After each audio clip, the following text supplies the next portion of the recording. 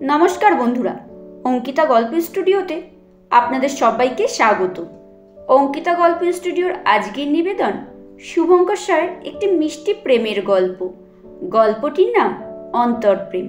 তো চলুন গল্পটি শোনা যাক। যা জ্যামের মধ্যে পড়লাম না, আমরাই সবাই লেট হয়ে যাব মনে হচ্ছে। সম্রাট কথাটা সেজুতিকে বলতে বলতে হর্ন দিতে লাগলো ঘন ঘন। সেজুতি ঠোঁটে একটা বিরক্তিসূচক শব্দ করে বলল, কোথায় 7টার মধ্যে চলে যাবার কথা, আর এখন এখানেই তো 7টা বেজে গেল। রিসেপশনের পার্টি মনে এতক্ষণ স্টার্ট হয়ে গেল। সম্রাট ও সেজুতি দুজনেরই বন্ধু শায়কের বিবাহের রিসেপশন আজ। লজে বিরাট আয়োজন, যাকে বলে খানা পিনা নাচা গানা সবের আয়োজন করেছে বন্ধু। দেরি হওয়া মানে নিশ্চয়ই বুঝতে পারছেন সবই কপাল। লজের পার্কিং প্লেসে গিয়ে যখন ওদের গাড়ি থামলো, তখন রিস্ট ওয়াচে 7:45। সেজুতি বউকে হাতে নিয়ে তড়ি ঘড়ি নামতে গিয়ে গাড়ির গেটে এক কোণে জুতোর লেসটা আটকে গিয়ে টান পড়তে গেল ছিঁড়ে। নিজের দিকে দরজাটা টেনে দিয়ে সম্রাট যখন সেজুতির দিকটা লক করতে এলো, এসে দেখে হোমা, এ কি কাণ্ড ঘটিয়েছে সেজুতি। সম্রাটকে দেখা মাত্রই সেজুতি মুখ ভার করে বলল, কি করবো এখন আমি? এই ছেঁড়া পরে ওপরে যাবো কি করে? সম্রাট তখন সেজুতিকে বলল, তুই ওগুলো গাড়িতে খুলে রেখে দিয়ে খালি পায়ে ওপরে চল, একেই দেরি হয়ে গেছে। এখন ফের নতুন কিনতে গেলে আরও দেরি হবে, শায়ক আরও রেগে যাবে আমাদের ওপর। লেহেঙ্গা পরে 2 হাতে মেহেন্দি করে শেষ মেশ পায়েতে হিল ছাড়া রিসেপশানে যেতে সেজুতি কেমন কেমন যেন একটা করতে লাগলো মনে মনে। সম্রাট তখনই সেজুতির মনের আওয়াজ শুনতে পেল। সে করল কি, নিজের পায়ের জুতো মোজা সব খুলে সেজুতিকে বলল, চল, এবার আলগা পায়ে যেতে নিশ্চয়ই ব্যাড ফিলিং হবে না। সম্রাটের অ্যাটিটিউডটাই সেজুতিকে অবাক করে বারবার। ভালোবাসার মানুষকে কোনটাতে প্রসন্ন করা যায় সেটা সম্রাটের মতো কেউ হয়তো এতটা জানে না। সেজুতির মনে এতটুকু দ্বিধা সংকোচ বোধ রইল না। রিসেপশন রুমে পৌঁছানো মাত্রই শায়ক ওদের দেখা মাত্র দেরির জন্য রাগ দেখানোর বদলে বলে বসল, হারে খ্যাপা নাকি তোরা দুজন এই জুতো খুলে কেন ভেতরে এসেছিস? বাইরে কি কোথাও লেখা আছে জুতো খুলিয়া প্রবেশ করিবেন? উত্তরটা সেজুতি দিল। জবাব শুনে শায়ক সম্রাটের দিকে ফিরে হাসি মুখে বলল, বউকে খুশি করা কেউ তোর কাছ থেকে শেখে। সম্রাট বলল, আপনিও কাল থেকে শিখে যাবেন অঙ্কের মাস্টার মশাই। একটু হাসাহাসি হওয়ার পর শায়কের সহধর্মিনী ওদের মাঝখানে এসে শায়ককে বলল, আরে চলো, ওখানে ছবি তোলবার জন্য সবাই যে দাঁড়িয়ে আছে। তারপর সম্রাট আর সেজুতিকে বলল, আপনারা দেরি করে এসেছেন, এর শাস্তিটা তোলা রইল। এখন চলুন, আপনাদের আজ আসর জমাতে হবে। শুনেছি দুজনেই নাকি দারুণ নাচেন। কিছুক্ষণের মধ্যে আসর জমে গেল। আজকাল বিয়েতে এই এক নতুন ট্রেন্ড শুরু হয়েছে, ব্রাইডের সাথে সকলে নাচানাচি চাই চাই। ড্রিঙ্কসের সাথে গানের তালে পা মেলালো প্রায় সকলেই। এমন সময় জুসের গ্লাস হাতে অরিক্তা, মানে ইমনের স্ত্রী এবং সেজুতির বান্ধবী, সে সেজুতির পাশে এসে বলল, সম্রাট কিন্তু ভালো মতো ড্রিঙ্কস নিচ্ছে, তুই কিছু বলছিস না ওকে? সেজুতি বিয়ারের গ্লাসে চুমুক দিয়ে হালকা মেজাজে বলল, কেন, ইমন নিচ্ছে না? অরিক্তা বলল, ওকে ড্রিঙ্কস করতেই দিই না, আমার দিব্যি ধোয়া আছে, ড্রিঙ্কস করলে সোজা ডিভোর্স দিয়ে দেবো। সেজুতি ফের হালকা সুরেই বলল, তাহলে আর কি, জুসেই খাক। অরিক্তা বলল, তোর না সম্রাটের ওপর কোনো জোর নেই। আরে আজকালকার ছেলে হাতে না টিপে রাখলে কখন বেহাত হয়ে যায় তা ঠিক আছে। এবার অরিত্রার কথাটা সেজুতির গায়ে লাগলো বেশ, তাই সে নরম সুর ছেড়ে একটু শক্ত করেই উত্তর দিল। এক আধ দিন বন্ধুদের সাথে পাল্লা দিচ্ছে, আমিও তো বিয়ার খাচ্ছি, মাতলামো তো আর করছে না। আমার ওর ওপর সে বিশ্বাস আছে, ও ড্রিঙ্কস করে বাওয়াল মাচাবি না, ওর লিমিটেশন ও বোঝে। তাছাড়া তোর মতো বরকে হাতে রাখাতে আমি বিশ্বাস করি না। ভাই, যে যার স্পেসে থাকাটা জরুরি। সেজুতির কথাগুলো অরিত্রা ঠিক ঘিরতে পারল না, তাই সে সেজুতিকে অ্যাভয়েড করে দূরে চলে গেল। অতঃপর সেজুতি এবং সম্রাটের জুটির নার্স উপস্থিত, সকলের নজর কাড়ল। অবশেষে খাওয়া দাওয়া সব মিটলে পর বাই বাই করতে এসে শায়ক সম্রাটকে জিজ্ঞেস করলো, গাড়ি চালিয়ে যেতে পারবি তো? উত্তরটা পাশ থেকে সেজুতি দিল, আমি ড্রাইভ করব। শায়ক বলল, তুই? আরে আমি জাস্ট একটা বিয়ার নিয়েছিল। সেজুতি ড্রাইভিং সিটে বসে গাড়ি ছাড়ল। সম্রাটের চোখ ঢুলে আসছিল। কিছুটা রাস্তা যাওয়ার পরে সেজুতি সম্রাটকে জিজ্ঞেস করলো, ওকে তো? আরে নেশা নেই এখন, তখন একটু নিয়েছিল ঠিক, কিন্তু ওসব নাচানাচিতে কেটে গেছে। ফাটিয়ে নেচেছি বল আমরা। নাচতে না জানলে তোকে বিয়ে করতুম নাকি? তুই কি ভাবছিস? আচ্ছা, তাই বুঝি। আমি তো জানতাম আমরা ভালোবেসে বিয়ে করেছি। সেজুতি হাসলো, সম্রাটও হাসলো। তারপর সেজুতি বলল, জানিস আজকে অরিত্রা তোর আর আমার মধ্যে ঝগড়া লাগাতে চেষ্টা করেছিল। কলেজ থেকে ওকে চিনি, শুধু ওর সাথে ঝগড়া লাগিয়ে দেওয়ায় ওর ধান্দা। ওর জন্যই তো বৈভব আর রিমিতার সম্পর্কটা ভাঙল।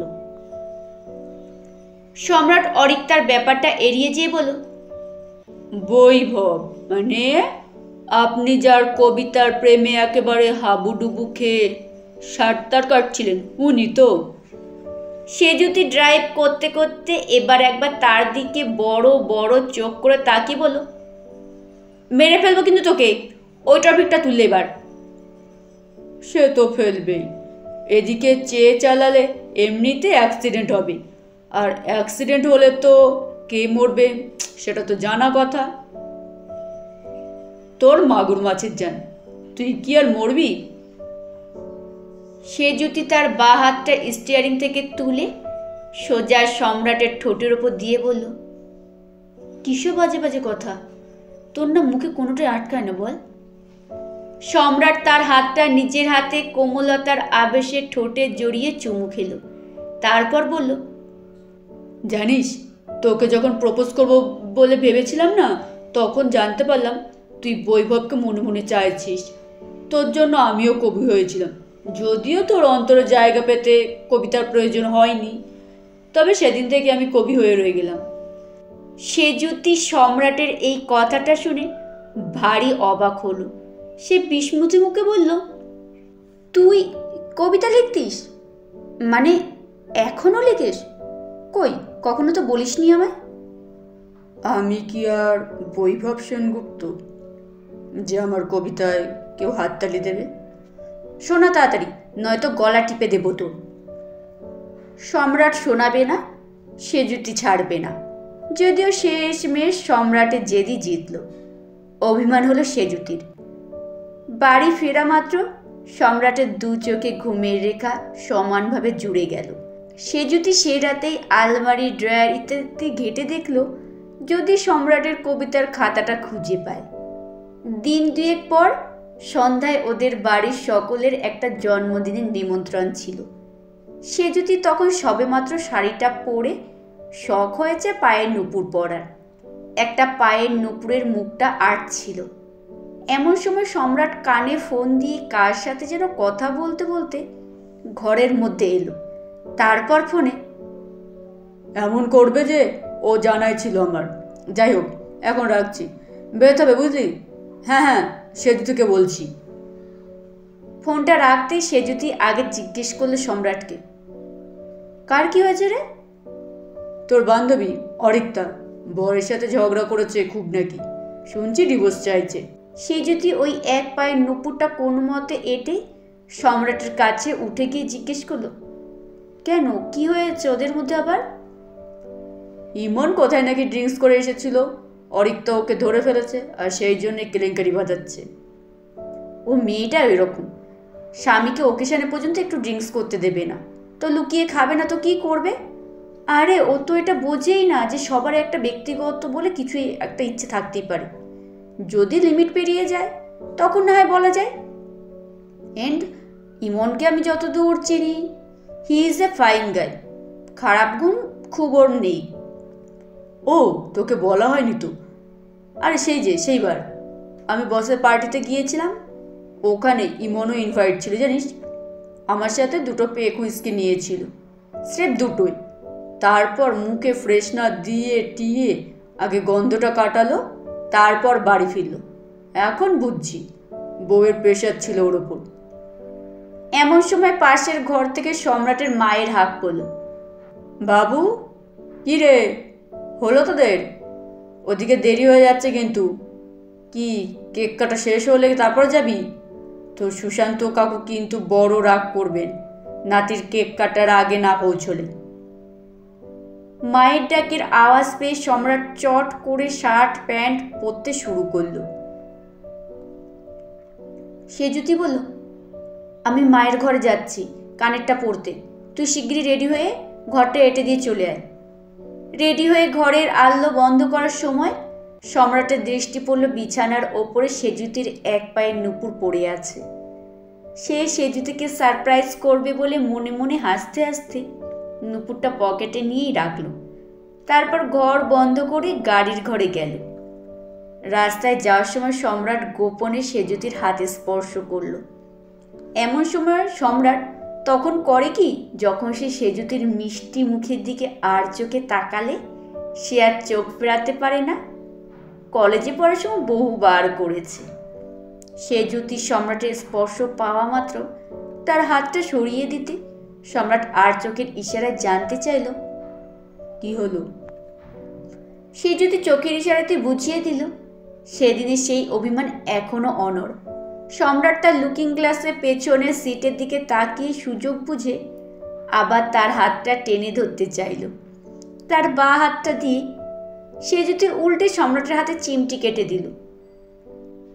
সামনের দিকে চেয়ে ড্রাইভ কর। সম্রাট আলতো ও শব্দ করে মনে মনে বলল, চল না, গাড়ি থেকে নেমে তোর অভিমান যদি ভাঙিয়েছি তো কি বলছি।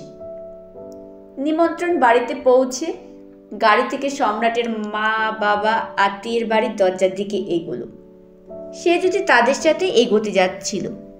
অমনি পেছন থেকে সম্রাট সেজুতির শাড়ির আঁচলটা আঙুলে জড়াতে সেজুতি পেছন ফিরে চাপা গলায় বলল, ছাড়, কেউ দেখবে। দাঁড়িয়ে যা, নয়তো লজ্জায় পড়বি। সেজুতি শুনল না সম্রাটের বারণ। ভেতরে গিয়ে সে যখন একজন চেনা আত্মীয়ের বাচ্চাটাকে কোলে নিয়ে আদর করছিল, তখনই প্রথম একটা মেয়ে চোখে পড়ল। সেজুতির একটা পায়ে নুপুর নেই। সে তার মাকে বলল, দেখো মা, ওই আন্টিটার একটা পায়ে নুপুর নেই। মেয়েটার মা তার পাশের একজনকে এইভাবে আস্তে আস্তে অনেকেই জেনে গেল। সেজুতির ব্যাপারটা যখন বোধগম্য হলো, সে দারুণ লজ্জায় পড়ে গেল। একজন মাঝ বয়স্কা তো সেজুতিকে জিজ্ঞেস করেই বসল, তুমি কি জেনে শুনে এক পায়ে নুপুর পরেছ? আজকাল কি সব ফ্যাশন নাকি বেরিয়েছে, নাকি মেয়েরা নাকি এক পায়ে নুপুর পরেছে? সেজুতি কি উত্তর দেয় মহিলাকে?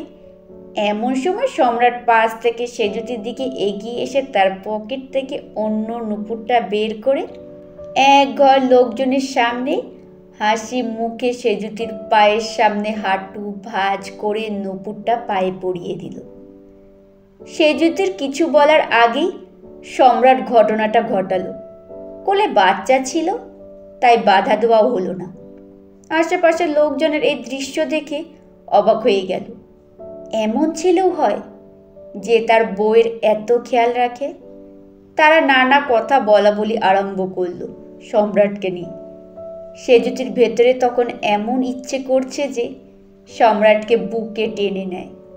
সে সম্রাটের দিকে গভীর আবেগের সাথে তাকালো। সম্রাটও ওর দিকে এক পলকে চেয়ে হাসি হাসি মুখে গলার স্বর নামিয়ে বলল, আমি প্রেমিক, আমি ভালোবাসতে জানি।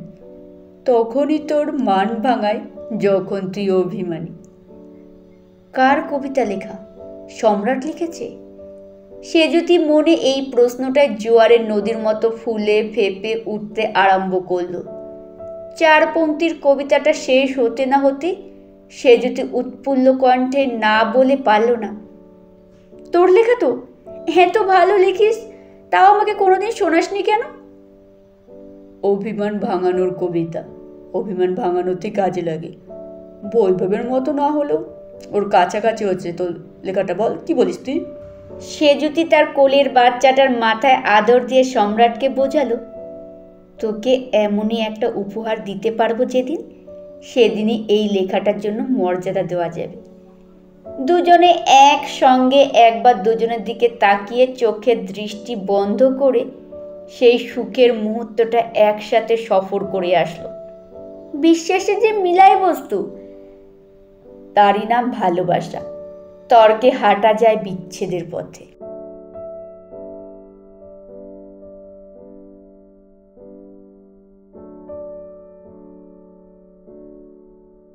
নমস্কার বন্ধুরা, শেষ হলো গল্প পাঠ। কেমন হলো অবশ্যই কমেন্টে জানাবেন। গল্প শোনা গেলে একটি লাইক করবেন, কমেন্টে আপনাদের মতামত জানাবেন, শেয়ার করবেন কাছের আত্মীয় স্বজন বন্ধু বান্ধবদের কাছে। আপনাদের একটি লাইক, একটি কমেন্ট ও একটি শেয়ার আমাকে আর বহু মানুষের কাছে পৌঁছতে সাহায্য করবে, এবং আপনাদের এই একটি লাইক, একটি শেয়ার ও একটি কমেন্টের জন্য আমাকে ভবিষ্যতে আরও ভালো ভালো গল্প নিয়ে আসার জন্য উৎসাহিত করবে।